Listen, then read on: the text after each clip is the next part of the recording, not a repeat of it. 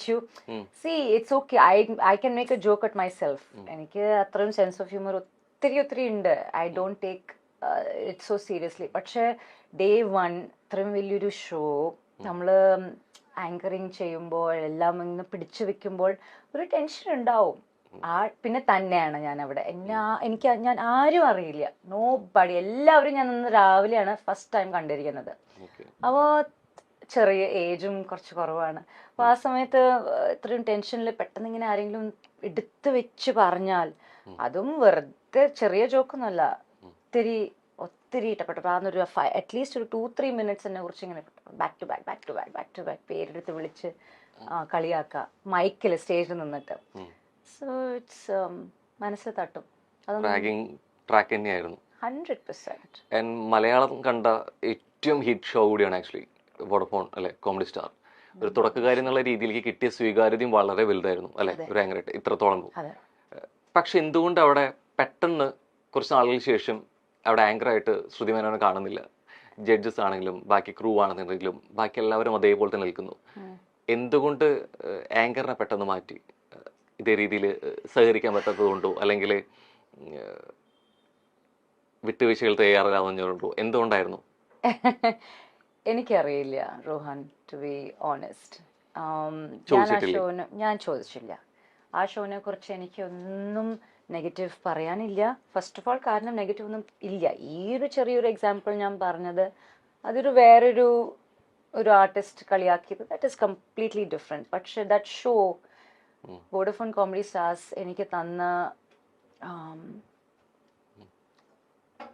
തന്നിരിക്കുന്നത് ഒത്തിരി കൂടുതൽ ഓൺലി പോസിറ്റീവ് മെമ്മറീസ് ആണ്, ആൻഡ് ബ്യൂട്ടിഫുൾ മെമ്മറീസ് ആണ്. എന്ന് വെച്ചാൽ എല്ലാവരും എന്നെ അറിയുന്നത് കോമഡി സ്റ്റാർസ്. പിന്നെ ഞാൻ എയർപോർട്ടിൽ, ഞാൻ ചിലപ്പോൾ കൊച്ചി ടു ബോംബെ ടു കൊച്ചി, ഞാൻ താമസിക്കുന്ന വീട് ബോംബെയിലാണല്ലോ. ആ സമയത്ത് എയർപോർട്ടിൽ കാണുമ്പോഴും എന്നോട് ഇങ്ങനെ ബ്രേക്ക് എടുക്കുന്ന സമയത്ത് ഞാൻ എൻ്റെ കൈ ഇങ്ങനെ മുകളിൽ ചെയ്യുന്നത് അവർ ചെയ്യിപ്പിച്ചിട്ടുണ്ട്. Fans and audience and public use to come to me and say, ചേച്ചി ഇങ്ങനെ ഒന്ന് കൈ ചെയ്തിട്ട് ഒരു ഫോട്ടോ എടുക്കണം. അങ്ങനെ അത്രത്തോളം എന്നെ നോട്ടീസ് ചെയ്തത് കോമഡി സ്റ്റാർസിലൂടെയാണ്. അപ്പോൾ I have only amazing things to say about comedy stars. And അവർ ആങ്കർ ചേഞ്ച് ചെയ്യാൻ ഇന്റേണൽ ഡിസിഷൻ ആണെങ്കിൽ ഓക്കെ, അതിനെക്കുറിച്ച് ചോദിച്ചിട്ടില്ല. പക്ഷേ ജഡ്ജസ് അവരെന്നെ തുടരുന്നു. പക്ഷെ ഞാൻ കേട്ടിട്ടുള്ളത് ഓൾറെഡി ശ്രുതി മേനോനെ ആക്ച്വലി ജഡ്ജസ് ആയിട്ടുള്ള അഭിപ്രായ വ്യത്യാസങ്ങൾ ഉണ്ടായിരുന്നു എന്നത് ഒരു കാരണമായിട്ട് കേട്ടിട്ടുണ്ട്. ശരിയാണോ? Not at all, never. ഞാൻ ഓൺ ക്യാമറ പറയാണ്, ഒരിക്കലും ഇല്ല. ഇതാരെങ്കിലും റൂമർ സ്പ്രെഡ് ചെയ്തതായിരിക്കും. കാരണം ജഗദീഷ് ഏട്ടൻ വാസ് ലൈക്ക്, എന്താ പറയുക, ജഗദീഷ് ഏട്ടനെ പെർഫോം ചെയ്യുമ്പോൾ, അവിടെ ജഗദീഷ് ഏട്ടൻ സംസാരിക്കുമ്പോൾ, അല്ലെങ്കിൽ ഗ്രീൻ റൂമിലിരുന്ന് മേക്കപ്പ് ചെയ്യുമ്പോൾ, പാടുമ്പോൾ, എന്ത് വേണമെങ്കിലും ചെയ്യുമ്പോൾ ഒരു പഠിക്കാൻ പറ്റുന്ന ഒരു ബുക്കാണ് ജഗദീഷ് ഏട്ടൻ. About life, about you get to learn so much from him. ഒരിക്കലും ഇല്ല. പ്രൊഡ്യൂസേഴ്സിൻ്റെ കൂടെ ഒരിക്കലും ഒന്നും ഉണ്ടായിരുന്നില്ല. ബൈജുവേട്ടൻ, ഇപ്പോഴും ബൈജുവേട്ടൻ ഞാനും ഇടയ്ക്കിടെ സംസാരിക്കും. അങ്ങനെ പറഞ്ഞവർ തെറ്റാണ് പറഞ്ഞിരിക്കുന്നത്. ഇറ്റ്സ് എ ലൈ, ആബ്സല്യൂട്ട് ലൈ. അങ്ങനത്തെ ഒന്നും ഉണ്ടായിട്ടില്ല. തീർച്ചയായിട്ടും അന്ന് ഷോ ചെയ്തുകൊണ്ടിരിക്കുന്ന സമയത്ത് സ്വാഭാവികമായിട്ട് ആയിട്ടിരുന്ന വ്യക്തിയായിരുന്നു കൂടിയായിരുന്നു. പിന്നീട് അങ്ങോട്ട് ഷോയ്ക്ക് കണ്ടക്ട് ചെയ്ത് പിന്നീട് അവിടെ നിന്ന് കിട്ടിയ അവസരങ്ങൾ വളരെ വലുതായിരുന്നു. നമ്മൾ വോഡഫോൺ കോമഡി സ്റ്റാർ പിന്നെ കണ്ടത് അതിന്റെ അടുത്തൊരു സീസൺ ഏകദേശം 8 വർഷത്തോളമൊക്കെ നീണ്ട് ഇത്രത്തോളം ഹിറ്റായിരുന്നു. ശരിക്കും അടുത്തൊരു ആങ്കർ വരുന്നു, അവർക്ക് ഇത്രത്തോളം റീച്ച് കിട്ടുന്നു, ആ ഷോ ആ വ്യക്തിയുടെ പേരിലും കൂടി അറിയപ്പെടുന്നു എന്നുള്ളത്. ഇത് അറിയുന്നത് ഒരു കലാകാരൻ എന്ന നിലയിൽ സന്തോഷമാണോ, അത് എനിക്കുണ്ടായിരുന്ന അവസരം നഷ്ടപ്പെട്ടു എന്നുള്ള രീതിയിൽ? ഒരിക്കലും ഇല്ല.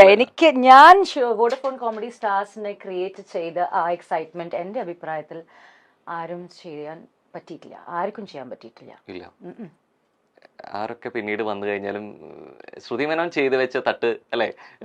ആൾക്കാർ പറയട്ടെ, നിങ്ങൾ പറയൂ. ആ ഡെഡിക്കേഷൻ, ആ ഒരു എനിക്ക് കിട്ടിയത് ഞാൻ തിരിച്ചു വോഡഫോൺ സ്റ്റാർസിന് കൊടുത്തിട്ടുണ്ട്. 100% കൊടുത്തിട്ടുണ്ട്. ആൻഡ് എൻ്റെ അഭിപ്രായത്തിൽ അത് ഞാൻ അതൊരു കോൺഫിഡൻസ് വെച്ചിട്ടാണ് ഞാൻ പറയുന്നത്. I'm not saying it because I M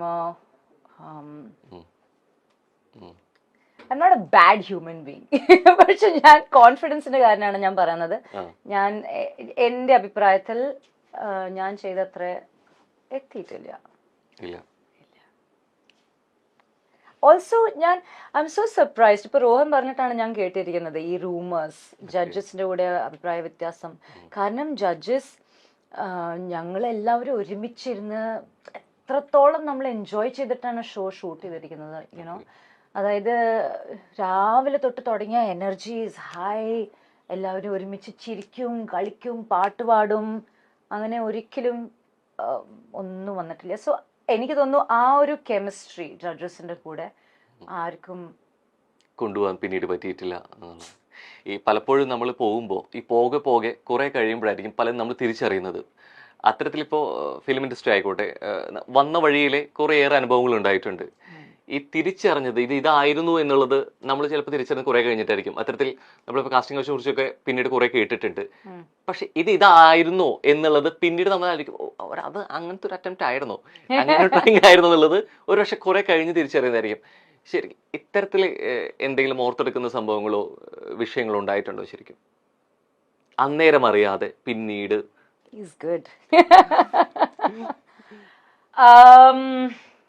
തീർച്ചയായിട്ടും ഉണ്ട്.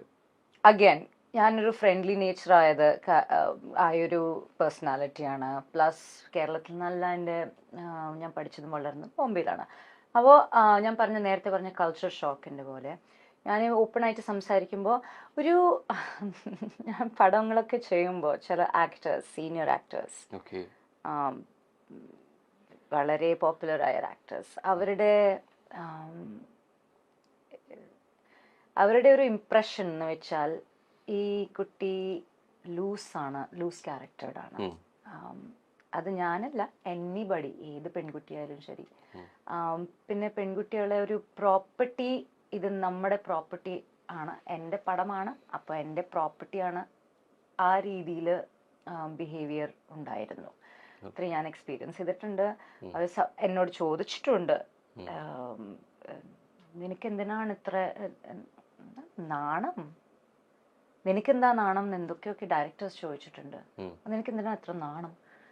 അതും പബ്ലിക്കില് ഷൂട്ട് സെറ്റിൽ നിൽക്കുമ്പോൾ, ഷൂട്ട് ചെയ്യുന്ന സമയത്ത് ഓവർ ദ മൈക്ക് അങ്ങനത്തെ ഹറാസ്മെന്റ്, ചെറിയ ഹറാസ്മെന്റ്സ് ഞാൻ എക്സ്പീരിയൻസ് ചെയ്തിട്ടുണ്ട്. ചെറിയത് ഞാൻ പറയുന്നത് ചെറുതല്ല, പക്ഷെ ഐ സേ സ്മോൾ. കാരണം ഇപ്പോഴും ഇൻഡസ്ട്രിയിൽ നമ്മുടെ പെൺകുട്ടികൾ ചിലപ്പോൾ ഹറാസ്മെന്റ് ഇതിനേക്കാളും ഞാൻ എക്സ്പീരിയൻസ് ചെയ്തേക്കാളും വലിയ എക്സ്പീരിയൻസ് ഉണ്ടാവാൻ റിയാക്ട് ചെയ്തിരുന്നു.